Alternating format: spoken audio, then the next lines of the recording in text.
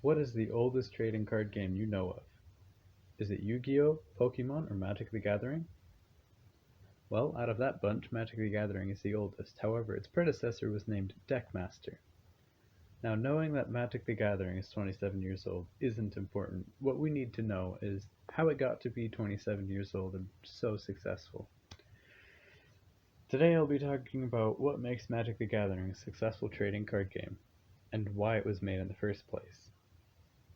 To start, Richard Garfield is the creator behind Magic the Gathering, and it was funded by Wizards of the Coast. Being 27 years old, games usually lose support for their older components in favor of supporting and balancing new expansions. But with Magic, Wizards of the Coast has helped balance every expansion ever released to be played together in certain formats. Ultimately, there is a balance between player and creator that brings life and longevity to a game, allowing cards to be useful for years after they got rotated out of the standard formation. By listening along, we can discover together the balance between creation and creator, which is only supported through a concerted effort from both sides. Magic the Gathering's creation begins with a man named Richard Garfield, a doctorate student in statistical mathematics, making board games on the side to help him support his doctorate degree as far as financially. He originally thought up a game called Robo Rally and brought it to Wizards of the Coast to be published, but Wizards told him, "We don't need another board game. What we need is a game that can be quickly played and picked up in the lines of a convention center." So Richard Garfield went back to the drawing board. Ultimately, he came out with something that he called Deckmaster. Deckmaster was a trading card game that can be, well, played quickly and picked up. When he brought that idea to Wizards of the Coast, they supported him, but they had never done something like this before, so they printed 2.5 million copies of the cards for Deckmaster. With the first convention that they went to, they sold what was believed to be a year's supply of cards in the first day. Now, when Wizards of the Coast realized this, they gave him a much larger budget. And with this new budget, Dr. Garfield was able to spend his time poring over how to balance the game.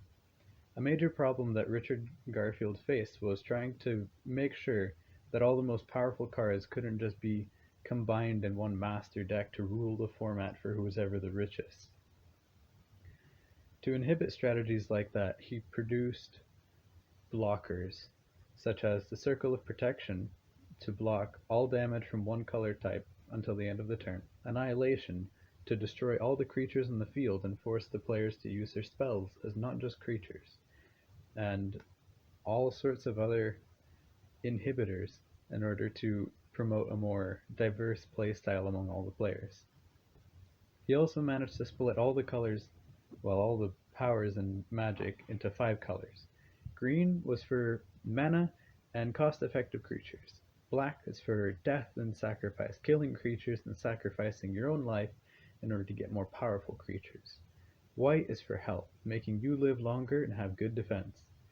Red is for face damage, just smacking your opponent in the face with it. And blue had almost no creatures, but it was primarily spell-based. Richard Garfield no longer owns Magic the Gathering, but he does make a guest appearance in some of the expansion sets that are released today. It was sold to Wizards of the Coast. But how is the state of the game today without its creator? Well, state of the game is a common term used by Wizards of the Coast during their weekly newsletters about recent bannings and upcoming sets.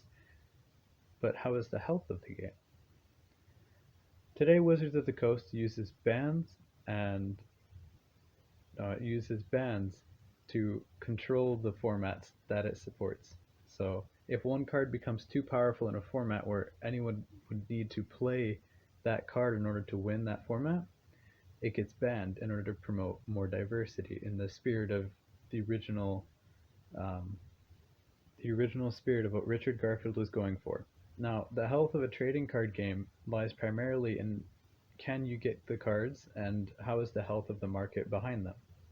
The market behind Magic the Gathering is a free market, so Wizards of the Coast doesn't sell any singles, they just sell packs of randomized cards, and all of the individuals that play Magic make up the value of the cards. There is a website called TCG Player where all of this is standardized, where everyone can be looking at the same prices, and it fluctuates as supply and demand goes up and down. This allows the players to use what they want and give off what they don't need for cheap to other people. Today we've had the pleasure of discussing what makes Magic the Gathering a popular game with an incredibly long lifespan for a single game. What makes Magic healthy is ultimately the players and Wizards of the Coast intervention when things get too crazy, and them working together. We've also gotten to talk about how Magic the Gathering has changed in significant ways since its first conception 27 years ago. The creation of Magic the Gathering has been quite the ride from the logistical and enjoyable standpoint, but Magic the Gathering wasn't even the original idea, and yet it ended up being a smash hit success. Dr. Garfield tried to make it beneficial for players to take part in many different strategies and have a diverse format where all types of players can play the way they want to.